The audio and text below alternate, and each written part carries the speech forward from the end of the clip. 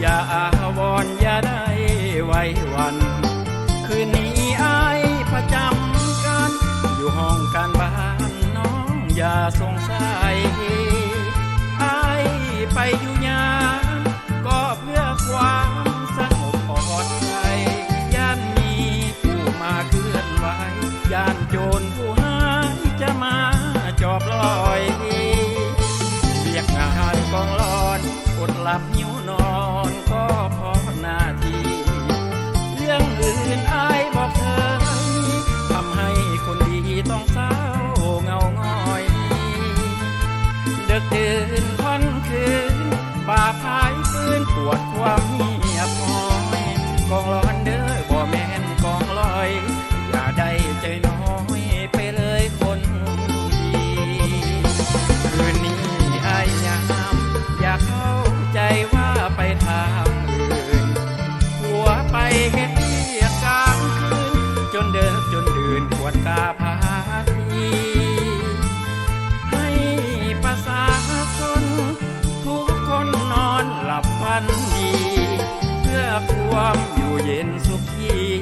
เฮ็ดร้อนนาทีด้วยความเต็มใจถึงเป็นกองร้อนบ่ได้แขนคอนเข้มแข็งเสื้อมันนี่คือเวียกงานป้องกันบ่มียศสันตำแหน่งใดอย่าได้หวันกลัว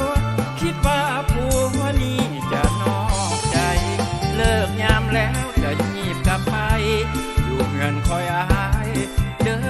เมียกองร้อน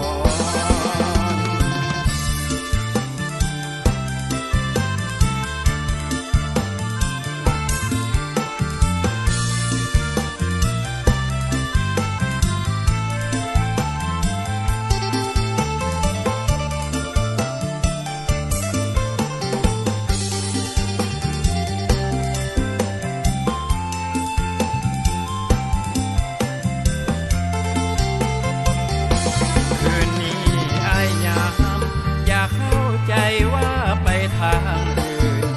หัวไปเฮ็ดเรียกกลางคืนจนเดิกจนดื่นปวดกาพา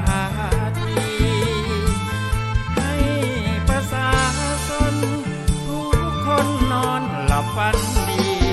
เพื่อความอยู่เย็นสุขีเฮ็ดร้อนนาทีด้วยความเต็มใจถึงเป็นกองร้อนบ่ได้แขนคอนเข้มแข็งเสื้อมันนี่คือเวียกงานป้องกันบ่มียศสันตำแหน่งใดอย่าได้หวั่นกลัวคิดว่าผัวนี้จะนอกใจเลิกยามแล้วจะยีบกลับไปอยู่เฮือนคอยอาย